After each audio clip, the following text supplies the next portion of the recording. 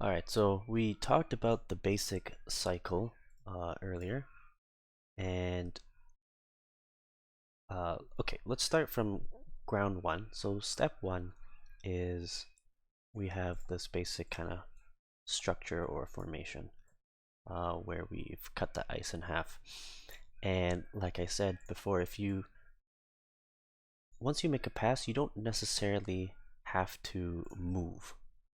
Um, if you so at the most basic level, if we can just pass back and forth to each other without moving, then that is the easiest way. Like, we don't need to do anything fancy, right?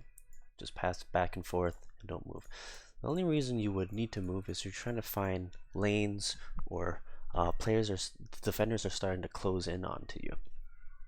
And like I said, typically it's not going to be, let's say if the puck is here, they're not going to give you a free lane to go straight to the net.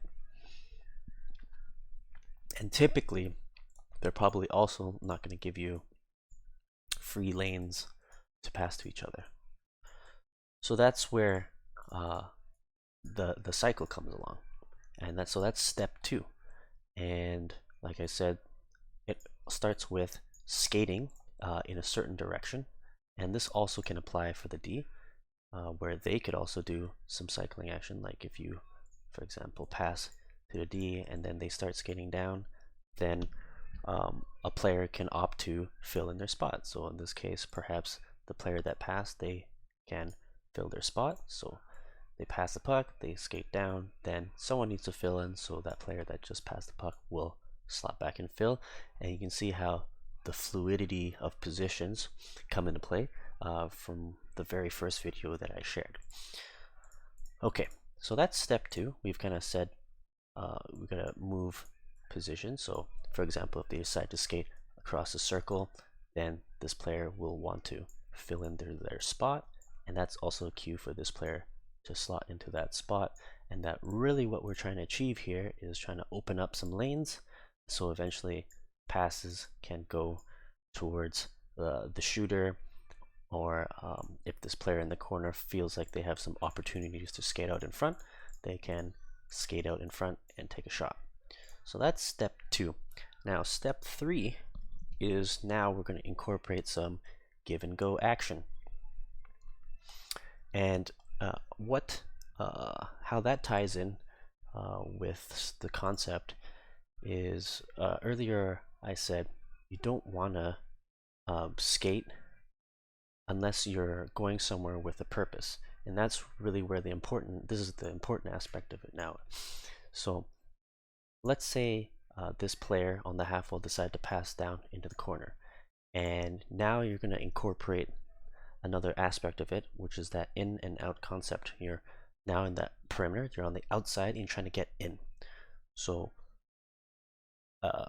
number one, if you feel like you pass the puck and the area that you're trying to get to, you've decided it's not the time yet, then you stay with step one, which is you're staying in the stationary position. And now we've gone to step three. We want to get to a certain position. So in this case, maybe their goal is to drive the net and cut across. This is going to open up that give and go. So boom, give and go. So that is moving with a purpose. And how this is going to look for everyone on the play is they're going to start driving across. And this is going to be a cue for this player to decide, okay, well, that player is driving across. They're going to be the main offensive threat, but I need to fill into the spot. So they're going to want to come back here and fill into that spot, right? And this is where it gets quite complicated. And let's say they decided, okay, well, this pass option doesn't really work. So they keep that puck and they decide to pass it back to the player on the half wall. So then this player is just going to be boom, boom, boom, boom, cutting across, couldn't receive the pass, so they're continuing. And they're going to want to loop back around behind the net. Or, I mean, they could choose to loop back this way, but it makes more sense to loop it behind the net. And how this is going to look is this is a queue. They pass the puck. Their mission is now, oh, there is now an open spot to fill here. So they go like that, and naturally slots back into position. So now we're incorporating some in and out movement while incorporating the cycle in with the action. So it gets quite dizzying, but you can kind of see how it's all going to incorporate now. And the same could be said with the player on the corner. So let's say they have the puck and they pass it up here. They could very well skate in front of the net like this, receive a pass, and they can take a shot on net. So that's moving with purpose. And then if that doesn't work, they could opt to do this.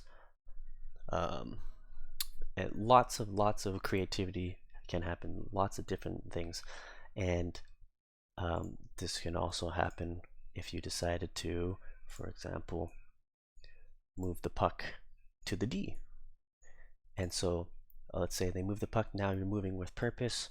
You're trying to achieve that walkout. If they had, like for example, if they had the puck trying to walk around the circle and then shoot, but now you're adding an extra step where you pass to the D, doing a little give, and you're doing a little go, and on the way you're asking for the puck to receive back, and then you receive and then shot, and then you're gonna want to incorporate the same concept. This player down here in the corner says, okay, well there's a missing spot there, I'll need to get there. And that's also going to be a cue that, hey, I see this player skating towards me, I'm going to need to go down there and fill that spot. So you pass, you skate, you go, maybe the puck comes, maybe not, but you're going to skate to that position.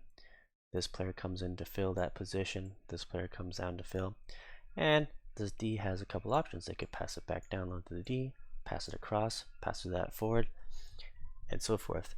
And we're just going to be repeating these processes over and over again. And so these are some things we can think about. So I've just added on to the complexity of cycling and also added in a little bit of the concept of moving out and in. And really what you're trying to do is achieve a lot of confusion, but also trying to make yourself move across the slot as many times as possible, whether it's cutting across like this and then going back to fill into the support positions. Same thing could be done with this player in the slot. They're driving across like this, driving across like that, and they could also be, for example, this player moving up and down.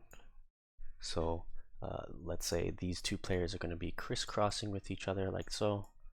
So that's going to create some confusion. So lots and lots of ideas like that. And so that would be step 3.